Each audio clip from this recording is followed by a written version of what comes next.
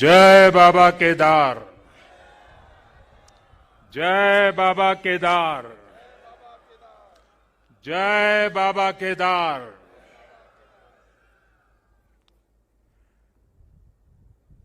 दैवीय आभा से सुसज्जित इस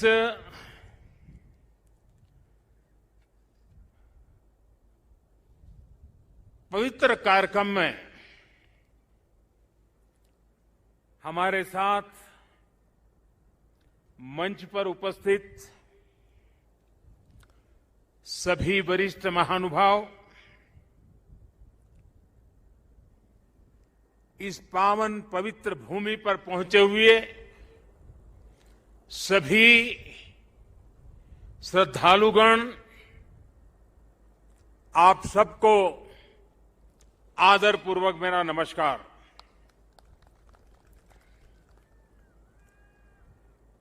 आज सभी मठों, सभी 12 ज्योतिर्लिंगों, अनेक शिवालय, अनेक शक्तिधाम, अनेक तीर्थ क्षेत्रों पर देश के गणमान्य महापुरुष, पूज्य संतगण, पूज्य शंकराचार्य परंपरा से जुड़े हुए सभी वरिष्ठ ऋषि मनीषी और अनेक श्रद्धालु भी देश के हर कोने में आज केदारनाथ की इस पवित्र भूमि के साथ, इस पवित्र माहौल के साथ सशरीर नहीं लेकिन आत्मिक रूप से वर्चुअल माध्यम से, टेक्नोलॉजी की मदद से वो वहां से हमें आशीर्वाद दे रहे हैं। आप सभी आदि शंकराचार्य जी की समाधि की पुनः स्थापना के साक्षी बन रहे हैं। ये भारत की आध्यात्मिक समृद्धि और व्यापकता का बहुत अलौकिक दृश्य है। हमारा देश तो इतना विशाल है, इतनी महान ऋषि परंपरा है, एक से बढ़कर एक तपस्वी आज भी भारत के हर कोने में आध्यात्मिक चेतना को जगाते रहते हैं। ऐसे अनेक संतगण आज देश के हर कोने में और यहां भी हमारे साथ जुड़े हुए हैं। लेकिन संबोधन में अगर मैं सिर्फ उनका नामोल्लेख करना चाहूं तो भी शायद एक सप्ताह कम पड़ जाएगा, और अगर एकाध नाम छूट गया तो शायद मैं जीवन भर किसी पाप के बोझ में दब जाऊंगा। मेरी इच्छा होते हुए भी मैं इस समय सभी का नामोल्लेख नहीं कर पा रहा हूं, लेकिन मैं उन सबको आदरपूर्वक प्रणाम करता हूं। वे जहां से इस कार्यक्रम में जुड़े हैं, उनके आशीर्वाद हमारी बहुत बड़ी शक्ति है। अनेक पवित्र कार्य करने के लिए उनके आशीर्वाद हमें एक शक्ति देंगे, ये मेरा पूरा भरोसा है।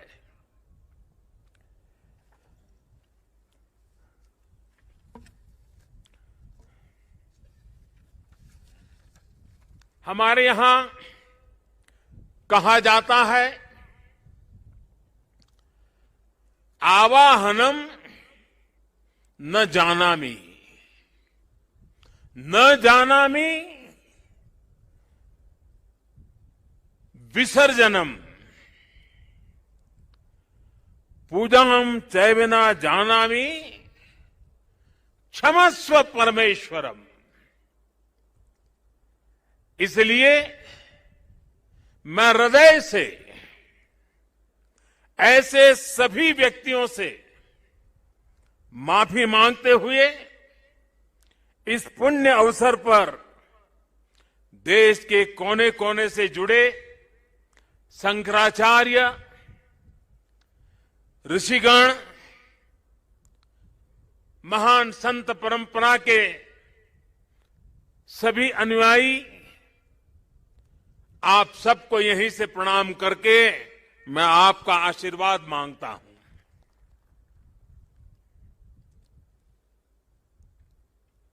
साथियों, हमारी उपनिषदों में आदि शंकराचार्य जी की रचनाओं में कई जगह नेति नेति, जब भी देखो नेति नेति, एक ऐसा भाव विश्व, नेति नेति कहकर एक भाव विश्व का विस्तार दिया गया है। रामचरितमानस को भी अगर हम देखें तो उसमें भी इस बात को दोहराया गया है, अलग तरीके से कहा गया है। रामचरितमानस में कहा गया है कि अभिगत अकथ अपार, अभिगत अकथ अपार, नेति नेति नित निगम कह, नेति नेति नित निगम कह। अर्थात कुछ अनुभव इतने अलौकिक, इतने अनंत होते हैं कि उन्हें शब्दों से व्यक्त नहीं किया जा सकता। बाबा केदारनाथ की शरण में आकर जब भी आता हूं, यहां के कण कण से जुड़ जाता हूं। यहां की हवाएं, ये हिमालय की चोटियां, ये बाबा केदार का सानिध्य न जाने कैसी अनुभूति की तरफ खींच के ले चला जाता है, जिसके लिए मेरे पास शब्द है ही नहीं।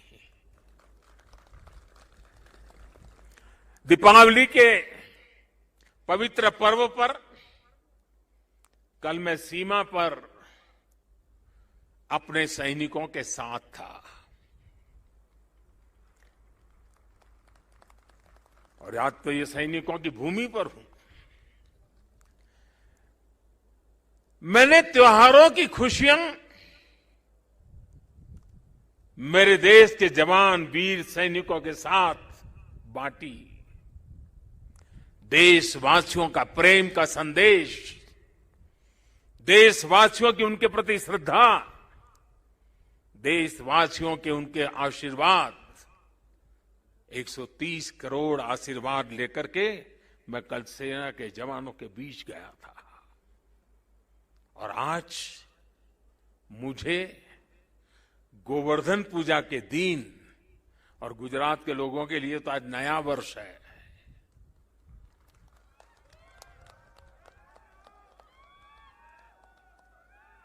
गोवर्धन पूजा के दिन केदारनाथ जी में दर्शन पूजन करने का मुझे सौभाग्य मिला है।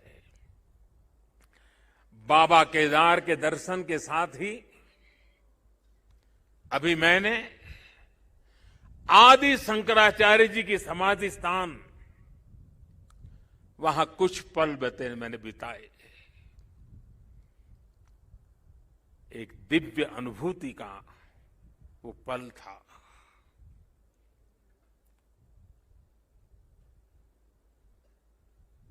सामने बैठते ही लग रहा था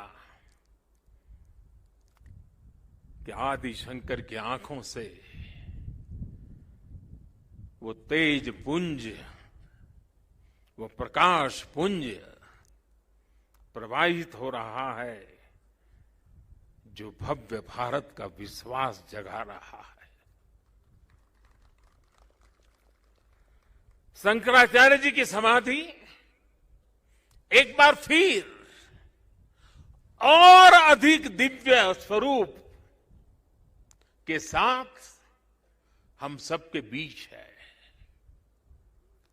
इसके साथ ही सरस्वती तट पर घाट का निर्माण भी हो चुका है और मंदाकिनी पर बने पुल से गरुड़ चट्टी उस मार्ग को भी सुगम कर दिया गया है। और गरुड़ चट्टी का तो मेरा विशेष नाता भी रहा है। यहां एक दो लोग हैं पुराने जो पहचान जाते हैं। मैंने आपके दर्शन किए, मुझे अच्छा लगा। साधु तो चलता भला, यानी पुराने लोग तो अब चले गए हैं। कुछ लोग इस स्थान को छोड़ के चले गए, कुछ लोग इस धरा को छोड़ करके चले गए। अब मंदाकिनी के किनारे बाढ़ से सुरक्षा के लिए जिस दीवार का निर्माण किया गया है, इससे श्रद्धालुओं की यात्रा अब और सुरक्षित होगी। तीर्थ पुरोहितों के लिए नए बने आवासों से उन्हें हर मौसम में सुविधा होगी। भगवान केदारनाथ की सेवा उनके लिए अब कुछ सरल होगी, कुछ आसान होगी। और मैंने तो पहले देखा है, कभी प्राकृतिक आपदा आ जाती थी तो यात्री यहां फंस जाते थे, तो इन पुरोहितों के घरों में ही एक एक कमरे में इतने लोग अपना समय बिताते थे। और मैं देखता था कि हमारे पुरोहित खुद बाहर ठंड में ठिठुरते थे, लेकिन अपने जो यजमान आते थे, जो अपने उनकी चिंता करते थे। मैंने सब देखा हुआ है, उनके भक्ति भाव को मैंने देखा हुआ है। अब उन मुसीबतों से उनको मुक्ति मिलने वाली है। साथियों, आज यहां यात्री सेवाओं और सुविधाओं से जुड़ी कई योजनाओं का शिलान्यास भी हुआ है।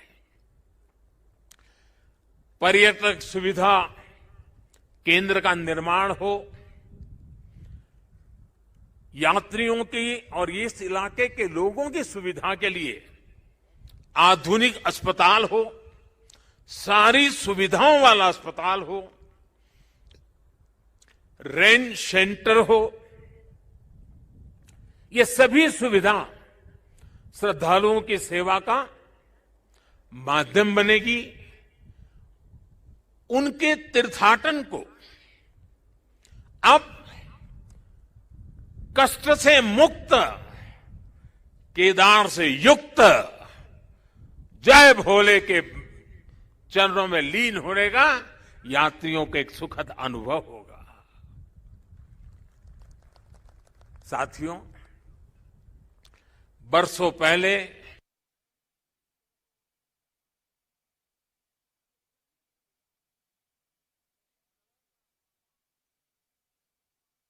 नुकसान यहां हुआ था, वो अकल्पनीय था। मैं मुख्यमंत्री तो गुजरात का था,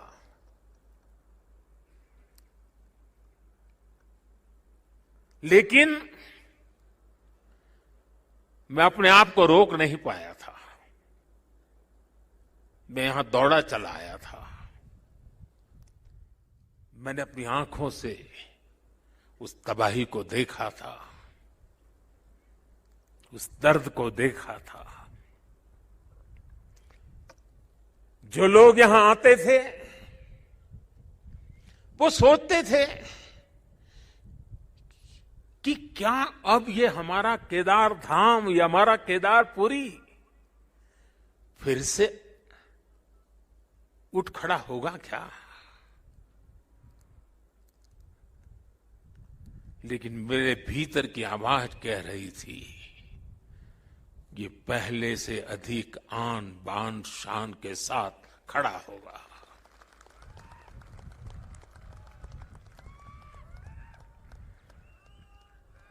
और ये मेरा विश्वास बाबा केदार के कारण था, आदि शंकर की साधना के कारण था, ऋषियों मुनियों की तपस्या के कारण था, लेकिन साथ साथ कच्छ के भूकंप के बाद कच्छ को खड़ा करने का मेरे पास अनुभव भी था। और इसलिए मेरा विश्वास था, और आज वो विश्वास अपनी आंखों से साकार हुआ देखना, इससे बड़ा जीवन का क्या संतोष हो सकता है।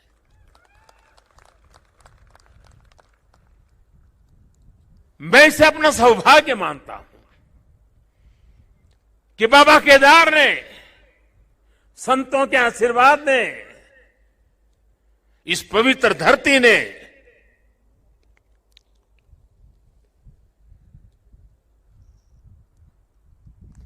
जिस मिट्टी ने, जिसकी हवाओं ने कभी मुझे पाला पोसा था, उसकी सेवा करने का सौभाग्य मिलना, इससे बड़ा जीवन का पुण्य क्या होता है।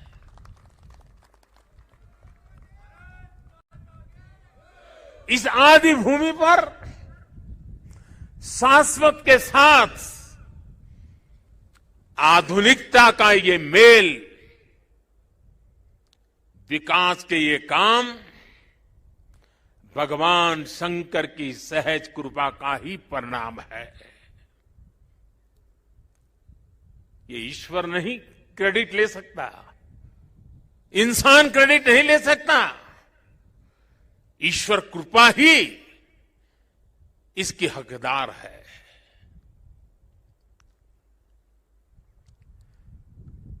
मैं इस पुनीत प्रयासों के लिए उत्तराखंड सरकार का,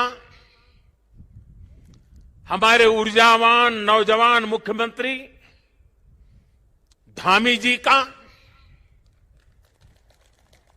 और इस कामों की जिम्मेदारी उठाने वाले सभी लोगों का भी आज हृदय से धन्यवाद करता हूं, जिन्होंने एड़ी चोटी का जोर लगा करके इस सपनों को पूरा किया है। मुझे पता है यहां बर्फबारी के बीच भी किस तरह, यानी पूरा साल भर काम करना मुश्किल है, यहां बहुत कम समय मिलता है, लेकिन बर्फबारी के बीच भी मेरे हमारे श्रमिक भाई बहन जो पहाड़ों के नहीं थे, बाहर से आए थे, वे ये ईश्वरीय कार्य मान करके बर्फ वर्षा के बीच भी, माइनस टेम्परेचर के बीच भी काम छोड़ करके जाते नहीं थे, काम करते रहते थे, तब जाकर के ये काम हो पाया है। मेरा मन यहां लगा रहता था, तो मैं बीच बीच में ड्रोन की मदद से, टेक्नोलॉजी की मदद से, मेरे दफ्तर से यहां का पूरा मैं या एक प्रकार से वर्चुअल यात्रा करता था। लगातार मैं उसकी बारीकियों को देखता था, काम कितना पहुंचा, महीने भर पहले कहां थे, इस महीने कहां पहुंचे, लगातार देखता था। मैं केदारनाथ मंदिर के सभी रावल और सभी पुजारियों का भी आज विशेष रूप से आभार प्रकट करना चाहता हूं, क्योंकि उनके सकारात्मक रवैये के कारण, उनके सकारात्मक प्रयासों के कारण, और उन्होंने परंपराओं का जो हमारा मार्गदर्शन करते रहे, उसके कारण हम इसको, इस पुरानी विरासत को भी बचा पाए और आधुनिकता भी ले पाए। और इसके लिए मैं इन पुजारियों का, रावल परिवारों का हृदय से आभार व्यक्त करता हूं। आदि शंकराचार्य जी के विषय में हमारे विद्वानों ने कहा है, शंकराचार्य के लिए हर विद्वान ने कहा है, शंकरो शंकरः साक्षात, अर्थात आचार्य शंकर साक्षात भगवान शंकर का ही स्वरूप थे। ये महिमा, ये देवत्व आप उनके जीवन के हर क्षण हम अनुभव कर सकते हैं। उसकी तरफ जरा नजर करें तो सारी स्मृतियां सामने आ जाती हैं। छोटी सी उम्र में, बालक उम्र में अद्भुत बोध, बाल उम्र से ही शास्त्रों का, ज्ञान का, विज्ञान का निरंतर चिंतन, और जिस उम्र में एक साधारण मानवी साधारण रूप से संसार की बातों को थोड़ा देखना समझना शुरू करता है, थोड़ी जागृति का प्रारंभ होता है, उस उम्र में वो वेदांत की गहराई को, उसके गुढ़ार्थ को सांगोपांग विवेचन, उसकी व्याख्या अविरत रूप से किया करते थे। ये शंकर के भीतर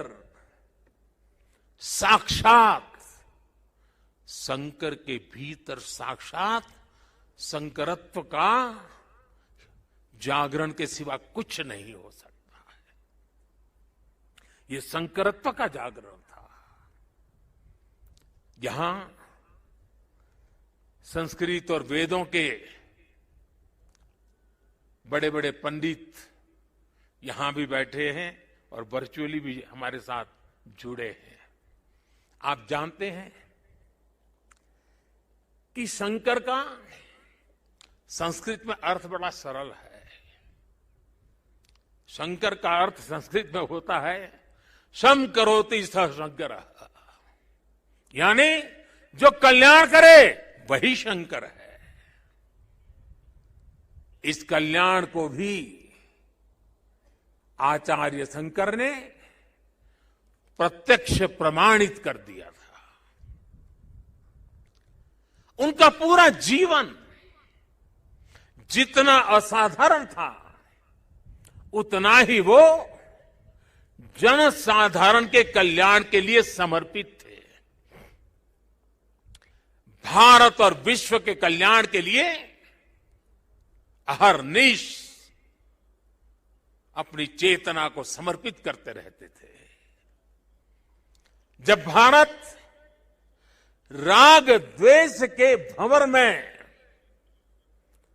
फंस करके अपनी एकजुटता को खो रहा था, तब यानी कितना दूर का संत देखते हैं, तब शंकराचार्य जी ने कहा था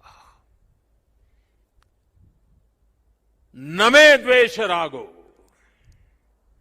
न मे द्वेष रागो, न मे लोभ मोह, मदो नैव मैं नैव मात्सर्य भाव। अर्थात राग द्वेष, लोभ मोह, ईर्ष्या, अहम, ये सब हमारा स्वभाव नहीं है। जब भारत की जाति पंथ की सीमाओं से बाहर देने की शंकाओं आशंकाओं को ऊपर उठने की मानव जात को जरूरत थी, तब समाज में चेतना फूकी और आदि शंकर ने कहा न मे मृत्यु शंका न मे जाति भेद, यानी नाश विनाश की शंकाएं जात पात के भेद से हमारी परंपरा का कोई लेना देना नहीं है, हिस्सा नहीं है। हम क्या है, हमारा दर्शन और विचार क्या है, ये बताने के लिए आदि शंकर ने कहा चिदानंद रूप, चिदानंद रूप शिवोहम शिवोहम, चिदानंद रूप शिवोहम शिवोहम। अर्थात आनंद स्वरूप शिव हम ही है। जीवत्व से ही शिवत्व है।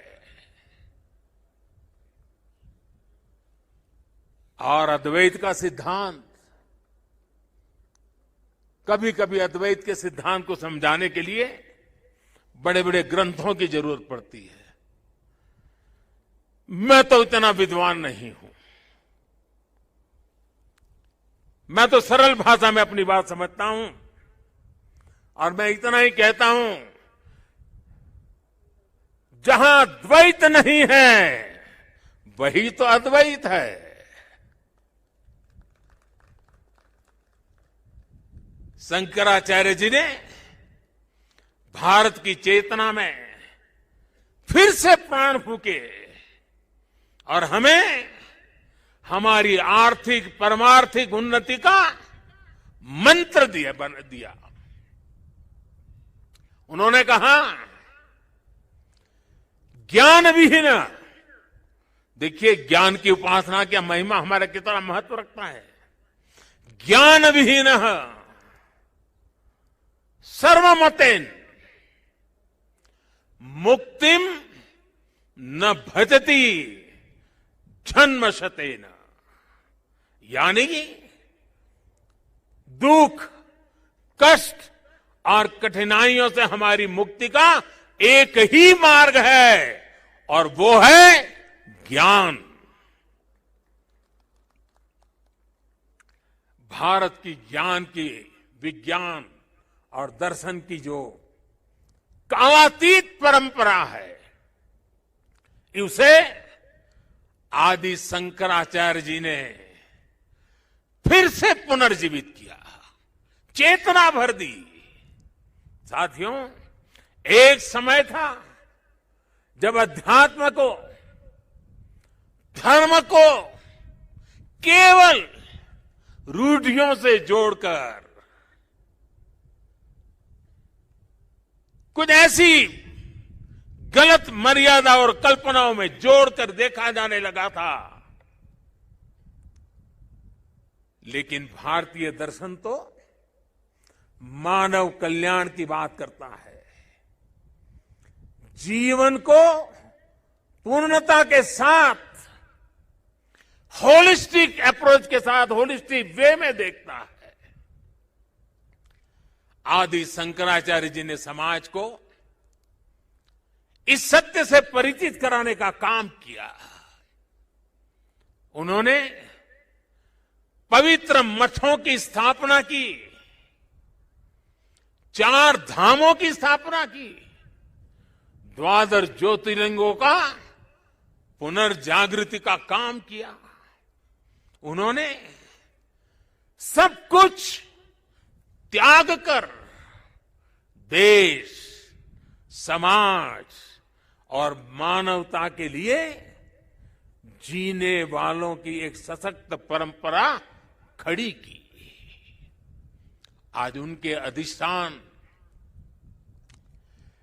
भारत और भारतीयता का एक प्रकार से संबल, पहचान बने हुए हैं।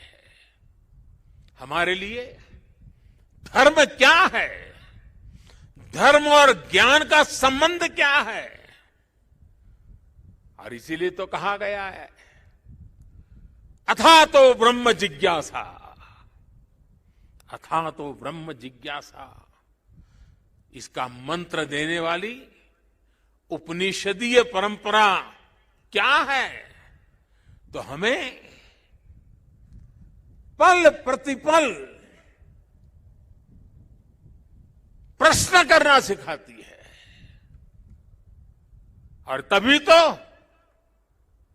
बालक नचिकेता यम के दरबार में जाकर के यम की आंख में आंख मिलाकर के पूछ देता है, यम को पूछ देता है, व्हाट इज डेथ? मृत्यु क्या है बताओ। प्रश्न पूछना, ज्ञान अर्जित करना, अथा तो धर्म जिज्ञासा। हमारी इस विरासत को हमारे मठ हजारों सालों से जीवित रखे हुए हैं, उसे समृद्ध कर रहे हैं। संस्कृत हो, संस्कृत भाषा में वैदिक गणित जैसे विज्ञान हो, इस मठों ने, हमारे शंकराचार्य की इस परंपरा ने इन सब का संरक्षण कर पीढ़ी दर पीढ़ी मार्ग दिखाने का काम किया है। मैं समझता हूं आज के इस दौर में आदि शंकराचार्य जी का सिद्धांत और ज्यादा प्रासंगिक हो गए हैं। साथियों, हमारे यहां सदियों से 4 धाम यात्रा का महत्व रहा है। 12 ज्योतिर्लिंग के दर्शन की, शक्तिपीठों के दर्शन की, अष्टविनायक जी के दर्शन की, ये सारी यात्रा की परंपरा, ये तीर्थाटन हमारे यहां जीवन काल का हिस्सा माना गया है। ये तीर्थाटन हमारे लिए सिर्फ सैर सपाटा पर्यटन भर नहीं है, ये भारत को जोड़ने वाली, भारत का साक्षात कराने वाली एक जीवंत परंपरा है। हमारे यहां हर किसी को, कोई भी व्यक्ति होगा, उसकी इच्छा होती है कि जीवन में कम से कम एक बार 4 धाम जरूर हो लें, 12 ज्योतिर्लिंग का दर्शन जरूर कर ले, मां गंगा में एक बार डुबकी जरूर लगा दे। पहले हम घर में बच्चों को शुरू से ही सिखाते थे, परंपरा थी। बच्चों को घर में सिखाया जाता था, सौराष्ट्रे सोमनाथ श्रीशैले मल्लिकार्जुनम, बचपन में सिखाया जाता था। 12 ज्योतिर्लिंग का ये मंत्र घर बैठे बैठे एक बृहत भारत का, विशाल भारत का हर दिन यात्रा करा देता था। बचपन से ही देश के इस अलग अलग हिस्सों से जुड़ाव एक सहज संस्कार बन जाता था।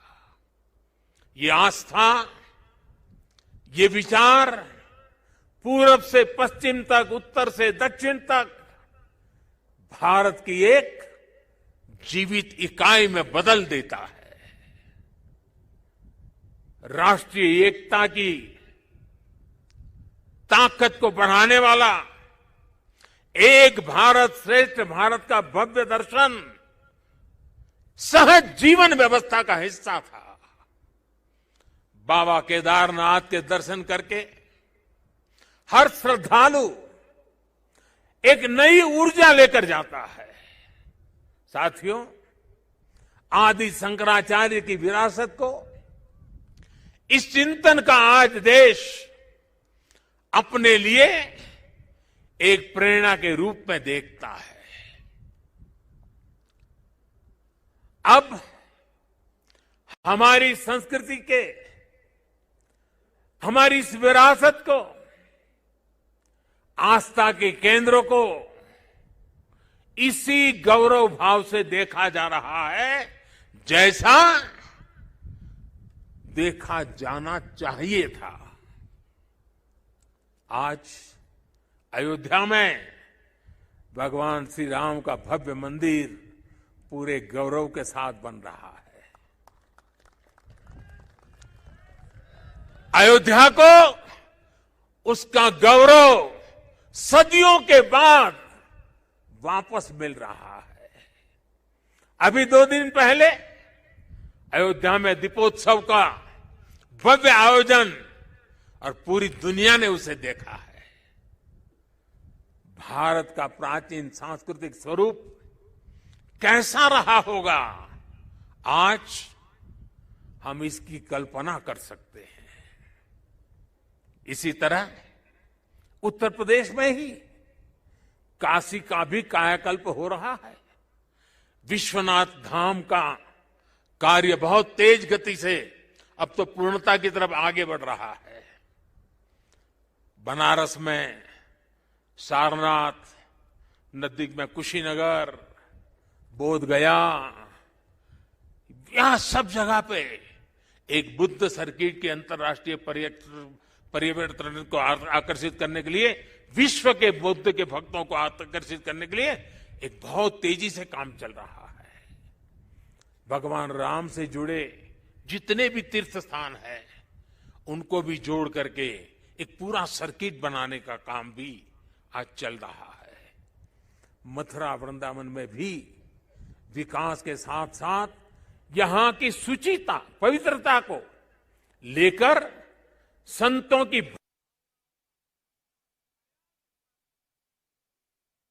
आधुनिकता की तरफ मोड़ दिया जा रहा है। इतना सब आज इसलिए हो रहा है क्योंकि आज का भारत आदि शंकराचार्य जैसे हमारे मनीषियों के निर्देशों में श्रद्धा रखते हुए, उस पर गौरव करते हुए आगे बढ़ रहा है। साथियों, इस समय हमारा देश आजादी का अमृत महोत्सव भी मना रहा है। देश अपने भविष्य के लिए, अपने पुनर्निर्माण के लिए नए संकल्प ले रहा है। अमृत महोत्सव के इस संकल्पों में से आदि शंकराचार्य जी को हम एक प्रकार से अपनी बहुत बड़ी प्रेरणा के रूप में देख सकते हैं। अब देश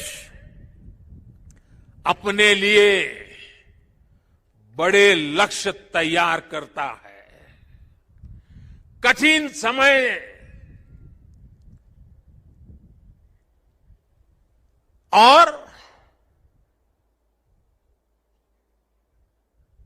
सिर्फ समय नहीं, समय की सीमा भी हम निर्धारित करते हैं। तो कुछ लोग कहते हैं कि इतने कम समय में ये सब कैसे होगा। कभी कभी लोग ये भी कहते हैं, अरे यार होगा भी कि नहीं होगा। और तब मेरे भीतर से एक ही आवाज आती है, 130 करोड़ देशवासियों की आवाज मुझे सुनाई देती है और मेरे मुंह से यही निकलता है, एक ही बात निकलती है, समय के दायरे में बंधकर भयभीत होना अब भारत को मंजूर नहीं है। आप देखिए, आदि शंकराचार्य जी को छोटी सी आयु थी, घर बार परिवार छोड़ दिया, सन्यासी बन गए। कहां केरल का कालड़ी और कहां केदार, कहां से कहां चल पड़े, सन्यासी बने। बहुत ही कम आयु में इस पवित्र भूमि में उनका शरीर इस धरती से विलीन हो गया। अपने इतने कम समय में उन्होंने भारत के भूगोल को चैतन्य कर दिया, भारत के लिए नया भविष्य गढ़ दिया। उन्होंने जो ऊर्जा प्रज्वलित की, वो आज भी भारत गतिमान बनाए हुए है। आने वाले हजारों साल तक ये गतिमान बनाए रखेगी। इसी तरह स्वामी विवेकानंद जी को देखिए, स्वाधीनता संग्राम में अनेक सेनानियों को देखिए। ऐसी कितनी ही महान आत्माएं, महान विभूतियां इस धरती पर आकर यहां प्रकट हुई, जिन्होंने समय की सीमाओं का उल्लंघन कर छोटे से कालखंड में कई युगों को गढ़ दिया। ये भारत इन महान विभूतियों की प्रेरणाओं पर चलता है। हम शाश्वत को एक प्रकार से स्वीकार करते हुए हम क्रियाशीलता पर विश्वास करने वाले लोग हैं। इसी आत्मविश्वास को लेकर देश आज इस अमृत काल में आगे बढ़ रहा है। और ऐसे समय में मैं देशवासियों से एक और आग्रह करना चाहता हूं। स्वाधीनता संग्राम से जुड़े ऐतिहासिक स्थानों को देखने के साथ साथ ऐसे पवित्र स्थानों को भी ज्यादा से ज्यादा जाएं, नई पीढ़ी को लेकर के जाएं, परिचित कराएं, मां भारती का साक्षात्कार करें, हजारों साल की महान परंपरा की चेतना को अनुभूति करें। आजादी के अमृत काल में स्वतंत्रता आजादी का यह भी एक महोत्सव हो सकता है। हर हिंदुस्तानी के दिल में, हिंदुस्तान के हर कोने कोने में, हर कंकर कंकर में शंकर का भाव जग सकता है। और इसलिए निकल पड़ने का ये समय है। जिन्होंने गुलामी के सैकड़ों वर्षों के कालखंड में हमारी आस्था को बांध करके रखा, हमारी आस्था को कभी खरोच तक नहीं आने दी। गुलामी के कालखंड में ये छोटी सेवा नहीं थी। क्या आजादी के कालखंड में उस महान सेवा को, उसको पूजना, उस पर तर्पण करना, वहां तप करना, साधना करना, क्या हिंदुस्तानी का नागरिक का कर्तव्य नहीं है? और इसलिए मैं कहता हूं, एक नागरिक के तौर पर हमें इन पवित्र स्थानों को भी दर्शन करने के लिए जाना चाहिए। उन स्थानों की महिमा को जानना चाहिए। साथियों, देवभूमि के प्रति असीम श्रद्धा रखते हुए, यहां की असीम संभावनाओं पर विश्वास करते हुए आज उत्तराखंड की सरकार यहां विकास के महायज्ञ से जुड़ी है, पूरी ताकत से जुड़ी है। 4 धाम सड़क परियोजना पर तेजी से काम हो रहा है। चारों धाम हाईवे से जुड़ रहे हैं। भविष्य में यहां केदारनाथ जी तक श्रद्धालु केवल कार के जरिए आ सके, इससे जुड़ी प्रक्रिया भी शुरू हो गई है। यहां पास में हो पवित्र हेमकुंड साहब जी हैं। हेमकुंड साहब जी के दर्शन आसान हो इसके लिए वहां भी रोपवे बनाने की दिशा में तैयारियां चल रही हैं। इसके अलावा ऋषिकेश और कर्णप्रयाग को रेल से भी जोड़ने का प्रयास हो रहा है। अभी मुख्यमंत्री जी कहते थे पहाड़ के लोगों को तो रेल देखना भी दुष्कर होता है। अब रेल पहुंच रही है। दिल्ली देहरादून हाईवे ये बनने के बाद देहरादून से दिल्ली आने वालों के लिए समय और कम हो जाने वाला है। इस सब कामों को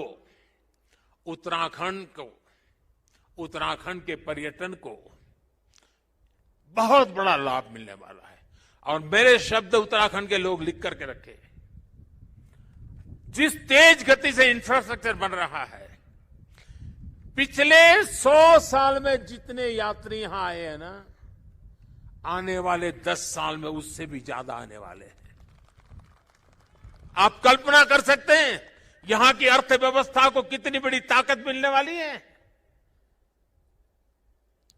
21वीं शताब्दी का तीसरा दशक ये उत्तराखंड का दशक है। मेरे शब्द लिख के रखिए, मैं पवित्र धरती पर से बोल रहा हूं।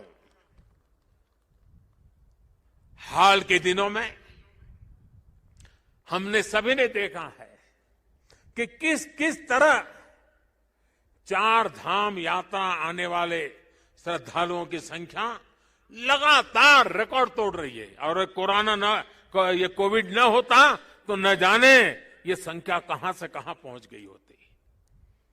उत्तराखंड में मुझे ये भी बहुत खुशी हो रही है, खासकर मेरी माताएं बहनें। और पहाड़ में तो माताओं बहनों की ताकत का एक अलग ही सामर्थ्य होता है। जिस प्रकार से उत्तराखंड के छोटे छोटे स्थानों पर प्रकृति की गोद में होम स्टे का नेटवर्क बन रहा है, सैकड़ों होम स्टे बन रहे हैं। माताएं बहनें और लोग भी जो यात्री आते हैं वे भी होम स्टे को पसंद करने लगे हैं। रोजगार भी मिलने वाला है, स्वाभिमान से जीने का अवसर भी मिलने वाला है। यहां की सरकार जिस तरह विकास के कार्यों में जुटी है, इसका और एक लाभ हुआ है। यहां वरना तो हम हमेशा सुनते थे पहाड़ का पानी और पहाड़ की जवानी कभी पहाड़ के काम आती नहीं। मैंने इस बात को बदला है। अब पानी भी पहाड़ को काम आएगा, जवानी भी पहाड़ को काम आएगी। पलायन रुकना है। एक के बाद एक जो निर्णय हो रहे हैं, पलायन रुकना है। मान के चलिए साथियों, मेरे नौजवान दोस्तों, ये दशक आपका है, उत्तराखंड का है, उज्जवल भविष्य का है। बाबा केदार के आशीर्वाद हमारे साथ है। ये देवभूमि, मातृभूमि की रक्षा करने वाले अनेकों वीर बेटे बेटियों की ये जन्मस्थली भी है। यहां का कोई घर, कोई गांव ऐसा नहीं है जहां पराक्रम की कोई गाथा का परिचय न हो। आज देश जिस तरह अपनी सेनाओं का आधुनिकीकरण कर रहा है, उन्हें आत्मनिर्भर बना रहा है, उससे हमारे वीर सैनिकों की ताकत और बढ़ रही है। आज उनकी जरूरत को, उनकी अपेक्षाओं को, उनके परिवार की आवश्यकताओं को बहुत प्राथमिकता देकर के काम किया जा रहा है। ये हमारे ही सरकार है जिसने 1 रैंक 1 पेंशन की 4 दशक पुरानी मांग को पिछली शताब्दी की मांग इस शताब्दी में मैंने पूरी की। मुझे संतोष है, मेरे देश की सेना के जवानों के लिए मुझे सेवा करने का मौका मिला। इसका लाभ तो उत्तराखंड के करीब करीब हजारों परिवारों को मिला है, निवृत्त सैनिक परिवारों को मिला हुआ है। साथियों, उत्तराखंड ने कोरोना के खिलाफ लड़ाई में जिस तरह का अनुशासन दिखाया, वो भी बहुत अभिनंदनीय है, सराहनीय है। भौगोलिक कठिनाइयों को पार कर आज उत्तराखंड के लोगों को 100% सिंगल डोज का लक्ष्य हासिल कर लिया है। ये उत्तराखंड को ताकत का दर्शन कराता है, उत्तराखंड के सामर्थ्य को दिखाता है। और जो लोग पहाड़ों से परिचित हैं ना, उनको पता है कि काम आसान नहीं होता है। घंटों घंटों तक तो पहाड़ की चोटियों पर जाकर के 2 या 5 परिवार को वैक्सीनेशन दे करके रात रात चल करके घर पहुंचना होता है। कष्ट कितना होता है मैं अंदाज लगा सकता हूं। उसके बाद भी उत्तराखंड ने काम किया है। क्यों? उत्तराखंड के एक एक नागरिक की जिंदगी बचानी है।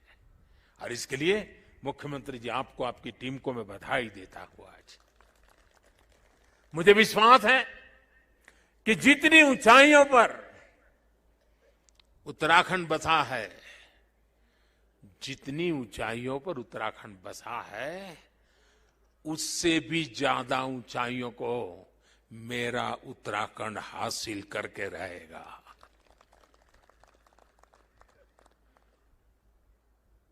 बाबा केदार की भूमि से, आप सबके आशीर्वाद से, देश के कोने कोने से संतों के, महंतों के, ऋषियों के, मुनियों के, आचार्यों के आशीर्वाद के साथ आज इस पवित्र धरती से अनेक संकल्पों के साथ हम आगे बढ़े। आजादी के अमृत महोत्सव में देश को नई ऊंचाई पर ले जाने का संकल्प हर कोई करे।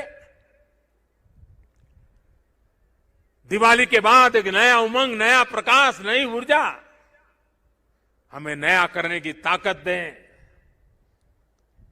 मैं एक बार फिर भगवान केदारनाथ के चरणों में, आदि शंकराचार्य जी के चरणों में प्रणाम करते हुए आप सभी को मैं एक बार फिर दिवाली के इस महापर्व से लेकर के छठ पूजा तक अनेक पर्व आ रहे हैं, अनेक पर्वों के लिए अनेक अनेक शुभकामनाएं देता हूं। मेरे साथ प्यार से बोलिए, भक्ति से बोलिए, जी भर करके बोलिए, जय केदार, जय केदार, जय केदार। धन्यवाद।